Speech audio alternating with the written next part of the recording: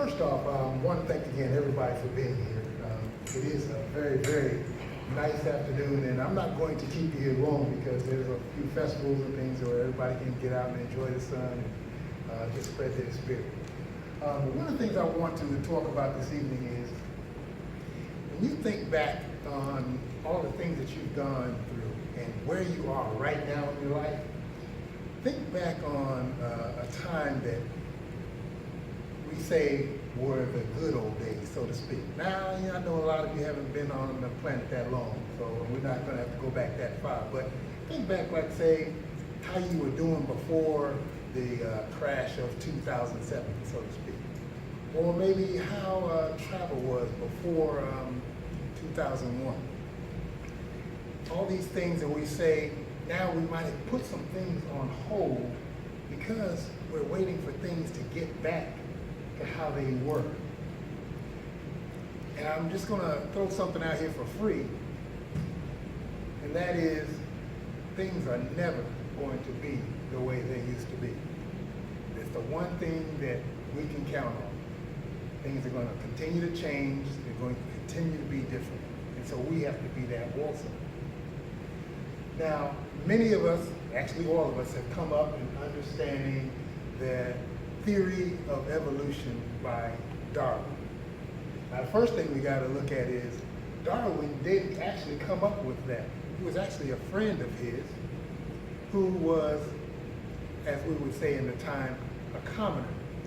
So Darwin was stuck with this, man, this guy got the idea. I was thinking about it, but he has it down on paper. But I'm going to go ahead and try to present it because I have friends in the high court and everything. But they were like, no, we can't have this information coming from a commoner.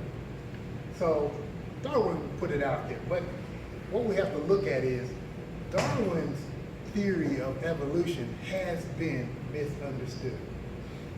What it said was it was going to be survival of the fittest. Okay? Now what we've come to understand is survival of the strongest.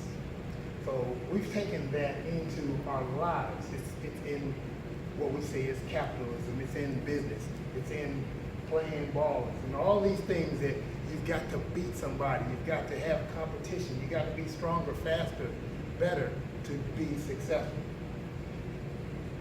There's a problem with that, and the first one is competition. The actual word, beginning of it, did not mean to work against one another. It meant to work with others in order to get something done. So even when we talk about survival of the fittest, what that was talking about was all of us, all the different species and interspecies working together to further the propagation of themselves. There's a saying, an old Native American saying, that says, there is no tree foolish enough as to have its branches fight amongst themselves. So now we look at how we are looking at all the different things that we have among ourselves, how we describe ourselves. When we stand up and somebody asks, who are you? And you give a description. You say, well, I have a degree in this, and I vote this way, and I drive this, I live here, and all these things. And all of these are just different divisions. And I know we've often heard the saying, divide and conquer. So now just think of all these different things that we're describing ourselves with. We're just providing division even among ourselves, in our own self first. Now we have a division among ourselves. Now we have a division amongst other people. So all we're doing is creating divisions all the way around. So we know it's really, really hard to build on division. It's much easier to work on things that we have in common. Right now, when you look here and you look at your neighbors and you say, man, that's a beautiful person right there next to me. And if you just look at somebody in just that, with no other filters, it's going to be easy for us to find things that we have in common. But if we look across the aisle and say, man, I know they voted for Bush, and and I know they voted for the other Bush, and they're probably going to vote for the next Bush. And you were somebody that voted for Obama. And I'm not saying which side is whatever, but it's just saying that there's a division. And when we look at that, we're putting something in between ourselves. And it's hard for us to build on that. So when we look at this theory of evolution, and we're saying we've got to be stronger, faster, better than somebody in order to get better, we can see that that is something that cannot stand up, and it has not, even to this day, because there's such a division between the haves and the have-nots. And that division is getting bigger and bigger. So what's the problem that we have right now? One of the things that we have is, as we learn on the different levels, intellectual growth, spiritual growth, mental growth, there are levels that we go through. And there's what we call growing up, and then there's also waking up. Now let's look at growing up. There are different levels that we have. There's a basic archaic level, which we've all come past. I mean, that was pre-Cro-Magnon man kind of thinking.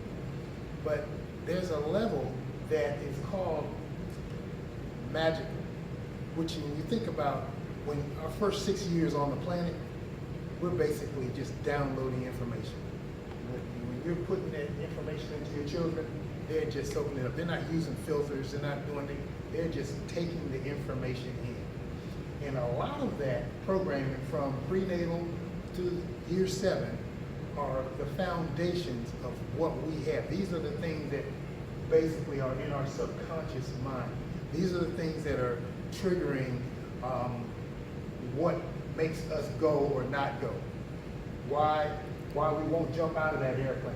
So I could ask everybody right now, how many people would jump out of a perfectly good airplane? With the parachute. I would. But what's a better question to ask? Where's the airplane? So if the airplane's on the tarmac, hey, I'm all right. Okay? Now, of course, if we're cruising at 30,000 feet, that's a different thing, okay?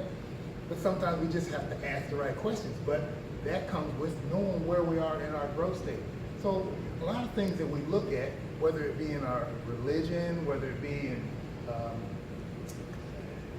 business, whatever, we're in that mystical, magical thing where, everything is, something will appear, something will happen. Where maybe say if we're looking at certain scriptures and we actually literally believe what is in the scripture, as opposed to saying, maybe they was just telling us this was how something happened.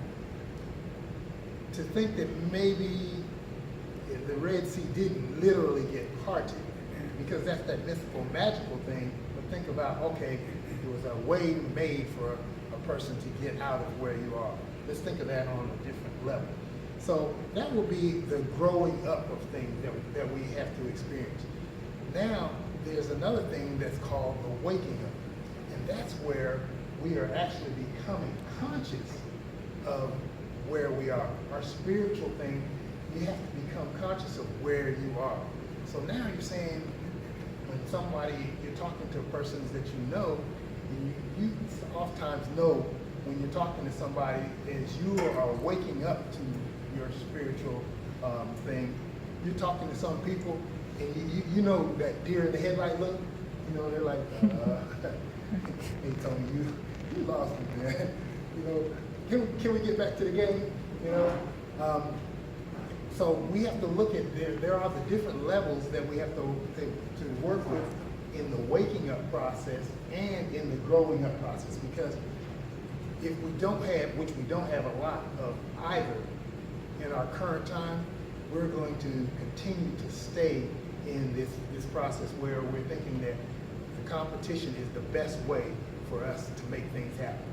And we can see in many different things that the competition does not behoove the whole scheme or the everybody on the planet. Because if it did, everything would be fair. But we know life isn't fair. I had one of my football coaches tell me, He said, son, he said, if life was fair, he said, I'd be 6'3" and ugly rather than 5'3" and good looking. I thought about that for a minute. I said, oh, he just called me ugly. You know, but I understood what he was saying. You know, everything happens for a certain reason, and so what we have to do is we have to be able to deal with what we're given. But we don't have to, I don't have to compete with you to be a better me. That's one of the things that we have to really, really look at. If we get very, very comfortable with who we are, understanding who we are, we're here, right? We chose to be here, you know, we're here for our purpose. And then we excel at that without comparing ourselves, we can make mighty gains. So we can do things together cooperatively, like what we have here.